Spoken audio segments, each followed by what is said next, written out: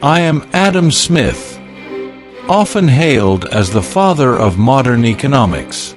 But let me tell you, the story behind that title is far more intriguing than you might imagine. As I sit here, sipping my tea, I'll share with you the thoughts and experiences that shaped my life and my ideas.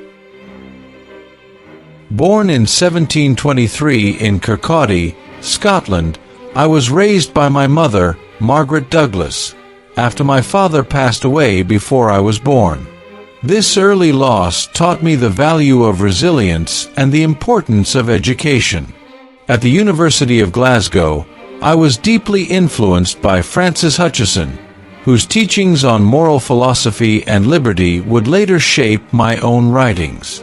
But it was during my time at Balliol College, Oxford, where I truly began to formulate my thoughts on human nature and society.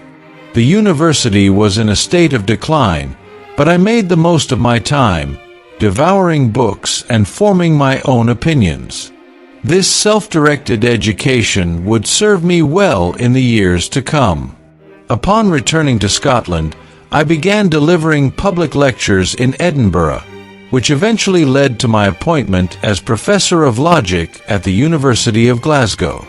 Later, I took on the chair of moral philosophy, a position that allowed me to explore and teach my ideas on ethics and economics. My first major work, The Theory of Moral Sentiments, published in 1759, laid the groundwork for my later economic theories. Here, I explored the nature of morality and how our emotions and reason interact. But it was my travels with the young Duke of Buccleuch that truly broadened my horizons. Meeting intellectuals like Voltaire and Turgot in France opened my eyes to new ideas and perspectives. These experiences culminated in my magnum opus, an inquiry into the nature and causes of the wealth of nations, published in 1776. This work introduced several key concepts that would shape modern economics: the division of labor, the invisible hand, and the benefits of free markets. Now, I know some critics have argued that my system leads to inequality and exploitation. But let me ask you, have they considered the alternatives? In a centrally planned economy, the self-interest doesn't disappear, it merely shifts its focus. Instead of competing to provide better products or services, individuals compete for political favor and control. This, to me, is a far more insidious form of exploitation. My concept of the invisible hand is often misunderstood. It's not about pure selfishness or greed. It's about how individual actions, driven by self-interest, can lead to collective benefits. The baker doesn't bake bread out of altruism. He does it to earn a living. Yet, in pursuing his own interest, he provides a vital service to his community. This is the beauty of the free market. It aligns individual motivations with societal needs. But what about government intervention? I never advocated for a completely unregulated market. Government has a crucial role in maintaining law and order, providing public goods, and protecting society from external threats. The balance between free markets and government intervention is delicate but essential. In The Wealth of Nations, I argued against the mercantilist policies that were prevalent in my time. These policies protected national industries at the expense of consumer welfare and hindered economic growth. Instead, I proposed a system of natural liberty, where every man is left free to pursue his own interest in his own way, as long as he does not violate the laws of justice. Some might say this is a naive faith in human rationality. But I would argue that it's far more naive to believe that any central planner could possibly have enough information to make better decisions for millions of individuals than they could make for themselves. The collective wisdom of the market, driven by individual choices and actions, is far more powerful than any centralized authority. And let's not forget the role of education.